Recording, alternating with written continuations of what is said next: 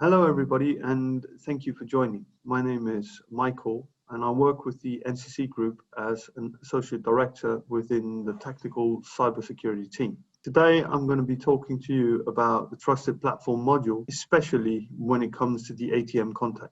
Initially, I would like to go through some of the points that make up the Trusted Platform module. So it is marketed as and works as a microcontroller chip that will store artifacts securely in hardware. That could be passwords, certificates, it could be encryption keys, etc. It also facilitates what we call strong authentication, because separating the actual secrets down to hardware level instead of having it running in software or memory directly brings about an added security layer where you cannot tamper with the different keys, values, and so on. It facilitates measurements that will allow you to verify platform integrity, operating system integrity, so on and so forth, even attestation from in an application layer. Now, it also provides interoperability layer from applications running within a platform. Now, that is, in a nutshell, the TPM, or Trusted Platform module. When you look at how the internals of this work and why it relates very well to always-on machines such as ATMs, the cryptographic elements which are stored on hardware level basically helps defend against software attacks. So if you compromise the kernel, if you compromise applications, reaching these artifacts is going to be very difficult if set up correctly. Now, and it also enables blocking or even access restriction to these elements so that you cannot have an unauthenticated or unauthorized application or user accessing these. Mind you, the TPM is a chip on the motherboard with its own bus speaking directly with the CPU. Removing any kind of batteries or power to this will actually invalidate those artifacts stored there, thereby making it extremely difficult to do offline attacks or physical attacks. It also enables configuration change detection. So this is the verification and attestation part. And that will give you an early warning or even the ability to block when a malicious application is running or trying to execute on your device. And most importantly, integrity control. Now, this integrity control can be used not only to verify the boot process of a operating system or the storage of encryption keys for your hard drives, but it can also be used by applications themselves programmed directly with policies on how to access the TPM, thereby opening up the opportunity and the potential to make sure that the actual applications running on the device, on the platform, well, they are intact and they are who they say they are without having been tampered with. There is some hardening, of course, when it comes to ATMs, which is required by the administrators of these machines or the vendors of the software. But done right, and you have a very, very strong and powerful module that will prevent not only software attacks, but also make physical attacks pretty much impractical. They will not work because trying to access these features will either trigger the alerts that you need, or it will actually just invalidate all the artifacts that has been put into the TPM. It produces a greatly enhanced posture, a greatly enhanced security posture of the operating system itself, but also it can be used to generate this posture for the transactions and the ATM software running. Now, moving on with that, we can have a look at some of the examples. The secure boot is a pretty straightforward example that is widely in use today. You have the platform integrity and the integrity of the configuration being verified by the TPM. You have anti-tampering, because if you do hard drive encryption using BitLocker, which is a technology that can use a TPM, well, you cannot access the hard drive itself. You cannot access the data. You cannot go in, pull out the hard drive, put it into another machine, change about executables with another operating system. This is simply not feasible. And breaking it from an offline perspective is practically impossible. Now, it also enables a trusted environment controls using the UEFI in combination with the TPM, thus securing that nobody is tampering with the actual boot sequence of the operating system as you are starting your computer. It even goes down to the verification of which type of CPU are bound to this and can this all run in unison, thereby achieving proper system authentication and authorization. Further, some of the examples that the TPM is growing into is application or virtualization challenge response, which will help you. This is how we establish who is who. You know this from the old HTTPS or the SSL, where you have a challenge response. A server will verify that I am indeed the server using asymmetric keys. Now you can do the same from a client side, and this can be used directly on the TPM, thereby providing a potential for authenticating and verifying the integrity of applications. You have virtualization pass-through, so you can greatly enhance your security by using all of these technologies in unison and in combination. When we move on, there are attacks on the hardware level that are applicable, but if we look at this from an ATM perspective, they become impractical, because even though some have managed to latch onto the bus of the TPM, snoop the keys being moved around, this will require physical access, and physical access to an ATM for a prolonged period of time. You will not just simply go there and in 1 second you will have it from the TPM. Further, you will have to reboot the entire machine. Now all the bells and whistles are already starting to chime in the administrative part of this ATM. People will know that this ATM went offline. And when you look at the perpetrator standing there physically, well, this person will be bringing FPGAs, have wires, and it will look extremely odd the way this technician is now all of a sudden working with the ATM. And the time required for this person to obtain the keys to decrypt a hard drive, for instance, is going to be enough time to be detected, thereby making it very impractical. The risk to this person doing this is going to be so high that they're going to seek other venues. Now, these types of attacks that are on hardware level, they also have a high complexity. Of course, until they are made practical, we have other types of attacks that could be latched onto the hardware after the TPM has been used to verify. However, going back to the original point, this is time requiring and requires physical access to the ATM. This will notify pretty much everybody that something is going on which is not supposed to take place.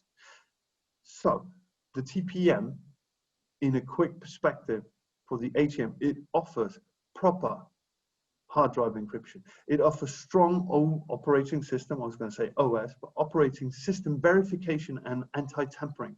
It also offers the ability to verify transactions that needs to be secured. And this will, well, it has to be implemented considering the old ways of providing ATM security. This deals with both offline and software attacks. In the essence, the TPM methodology and technology, from my perspective as a penetration tester, is a no-brainer. There is no 100% security, but the TPM is a pivotal technology in raising the security posture of all of these points that I've already mentioned. We have seen this over and over again, and with BitLocker being one of the most prime examples of being pretty much impossible to break unless you latch on after, well, there you go. This will not work. You will simply and effectively just raise the security posture enormously by using the TPM. Thank you for listening in, guys, and stay safe. Thank you, Michael. Great presentation. So my name is Aravinda Korala. I'm the CEO of CAL. I'm going to focus more on TPMs to secure ATMs because, of course, TPMs are a generic PC solution. And the strange thing is that our ATM industry doesn't seem to use it as much as we should be. So let's just start a little bit with ATMs. ATMs are, of course, not just about cash dispensing. They are a gateway to a range of bank services. Not only, of course, do ATMs have lots of cash inside, they are also the means by which you can move and transfer funds. So that means that the risk if an ATM gets attacked is not just about the cash inside the safe. It is also what transfers and what movements might be initiated using the ATM, because obviously the ATM is connected to an ATM host, as you can see in the picture, and then the ATM can instruct the host to do things. Obviously, there are certain rules around what it can do, but you can see that it is clear that ATMs need to be properly secured. Now, TPMs are the root of all security on PC systems and have been designed and been around for quite a long time. The TPM design started as early as 1999. Every PC or laptop that you can buy today has a TPM inside. This presentation is a short summary of a white paper that Cal has written with help from Michael from NCC as well. And it's called TPMs are the root of all security, published this month, available on our website and also from the ATMIA white papers area. So let's talk a little bit about what does root of all trust means. Firstly, as Michael mentioned, TPMs are a secure key vault.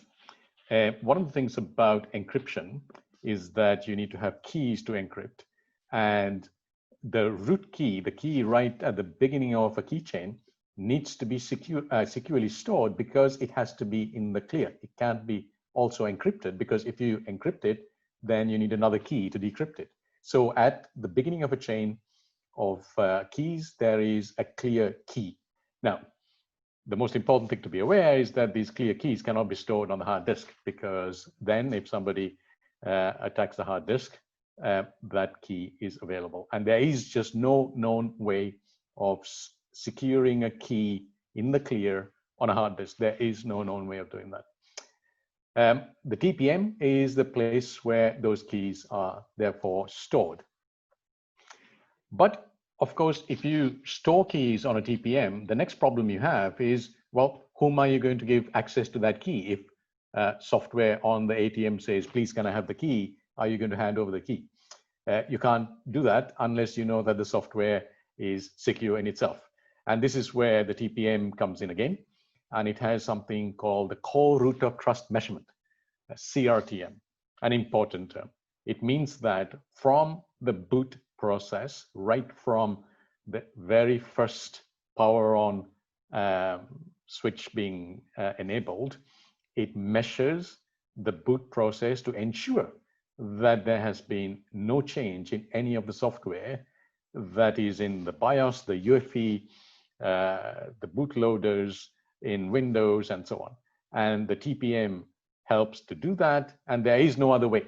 There is no other way of doing that. So very simply, if you do not have a TPM, you do not know that that software has not been attacked. Now, obviously, if an ATM doesn't have a TPM, then you cannot secure it in the way that I'm saying, and there is no known way of securing it properly, cryptographically, where you have absolute certainty that the software hasn't been tampered with. It is just impossible to stop malware infecting the early boot process if you do not have a TPM. So consider those ATMs that do have TPMs. We know that there are banks that have ATMs that have TPMs that are not using it. Well, we've got to be using it. If you have an ATM that doesn't have a TPM, well, you've got to be putting those TPMs in, because it just makes no sense. The TPM itself costs almost nothing. They're less than $1 in volume. So really, it is crazy not to have TPMs to secure ATMs. So TPMs secure the Windows startup process up to the point where Windows needs to start. But of course, Windows, the executables are on the hard disk, and those executables must be encrypted, because obviously drive encryption is a critical part of securing ATMs. The TPM is very important in doing that, because the initial key that is needed to protect the TPM, protect BitLocker, is in the TPM, and it is held in a very special methodology called sealing, which means that the key can be made available to BitLocker only if everything else up to that point has been confirmed to have not been modified, not been tampered with. If any bit of software has been tampered with, the key becomes unavailable and the ATM won't boot, which makes it very secure. Now, Windows also has another trick called application control, which is whitelisting. WeCal always recommend the Windows whitelisting, but there are third-party solutions as well. Again, keys and security and authentication needed around all of that needs to be stored in the TPM, and that is how Windows does it. And third-party tools would be more secure if they stored everything on the TPM. So the boot sequence and the application software can only be secured from the beginning to the end if there is a TPM. This white paper was inspired by a book that was written by the TCG. TCG is a trusted computing group, the group that designed the TPM, which consists of all the big companies, IBM, Microsoft, Intel, etc. And they wrote this fabulous book. It is quite a challenge to read. One of the things we've done is to try to kind of understand that a little bit. And most importantly, to mention that TPMs are not just about securing the boot sequence. It is also about securing the complete ATM. Now, on the next slide, I will show you what I mean. With permission from the authors of the book, I have reproduced here 45 of the 53 use cases that they talk about. This is just to give you an idea of the things that a TPM can do. It is about potentially securing the complete ATM network, not just the ATM itself, but the complete network. Now, there are lots of important ideas here in the use cases. We would really like that the ATM community starts thinking about these things and coming up with use cases that are specific to ATMs. There is a lot here. I won't go through that at this stage, but the most important thing that I wanted to kind of achieve from this presentation and from the white paper that we have published is that we start that conversation about how TPMs are the root of all trust on PC networks. And it also is the case for ATMs, because there is no other way of securing ATMs cryptographically in the way that TPMs allow you to do that. Now, just as an example, I know that this slide is not necessarily readable, but this is just to give you a high-level view. TPMs allow the network to be fully secured as well. Here you see some boxes at the bottom, ATMs at the bottom, ATM terminal handler, the host in the middle, and all the back-end systems such as various web services, core banking, etc. Now imagine the situation. Imagine the scenario where each one of those boxes had a TPM inside.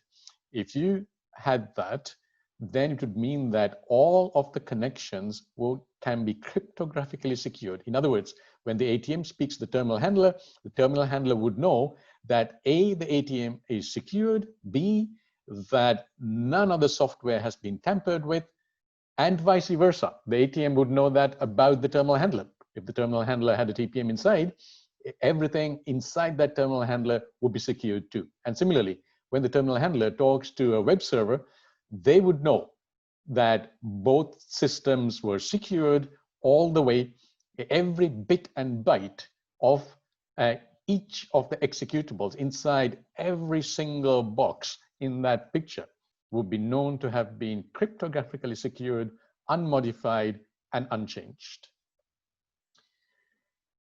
Similarly, this technology can be used to secure the devices on the ATM as well. So the ATM devices such as the card reader, the PIN pad, the cash dispenser, as we know, they are connected by USB and can be attacked. And there are well-known black box attacks. I won't dwell on why those things have happened in the past. However, provided that there is a hardware secure element inside each of those devices, then those USB connections could be cryptographically secured. And we think that there needs to be a big discussion in the ATM community about how we do that. The XFS for IoT committee, which is a committee that Cal is part of, has started that discussion. We invite people from the ATM community to join us in making sure that the specification goes in the right direction and that we can secure all of the connections inside an ATM as well as outside an ATM. Thank you very much. The white paper has a lot more detail than this short presentation. It is on Cal's website now. And of course, it is also published as a white paper in the ATMIA's white papers section. Thank you all. Michael, your thoughts then on TPMs, because you know the amazing thing is there are lots of ATMs that don't have TPMs at all, which seems to be very crazy. And of course, there are ATMs that do have TPMs that are not properly deployed. You know, it must be just not the right thing to do, right? Well, I have performed a lot of penetration tests also on ATMs. First and foremost, every time I encounter a ATM that does not have a TPM and an encrypted hard drive, I have won, period. The second I have physical access, all I need to do is simply snatch out the hard drive and get the key from the hard drive, because it is stored clear text there. You may have products that will say, oh, we can generate the key using algorithms and all sorts of faff and, you know, security through obscurity. But that's just until a proficient reverse engineer will sit himself down and actually spend time just figuring out what's going on. So seeing a TPM is the first indication that I will have to work. I will have to actually work when testing this ATM. Now, of course, there's a lot of things around it that I might be able to bypass because of poor setup, poor hardening. That's a different matter. But the entire secure boot process of attacking the operating system, gaining that administrative right, even tampering with the system, well, I will really have to work. So I think the TPMs they're not just critical to the PC and the security and the way we store cryptographic secrets or use verification or attestation. It is imperative that ATMs today man up and actually use the technology that is presented to them. I don't understand why this is not the case. Yep. Thank you, Michael. And the other thing that surprises me is that sometimes people kind of say, well, you don't need to do it that way and you don't need keys and I can generate keys. You know, that's just, you know, we kind of talk about that in that white paper a little bit. Just not real, is it? I mean, nobody's invented an encryption system that doesn't need keys. That would be impossible. That cannot happen. Cryptography works very simply by having a mathematical way of morphing something into another value. You need an offset. You can have either a password, you can have a key and an initialization vector, all these things, but it has to be reversible as well. And you mentioned this in your presentation. This key has to be in plain.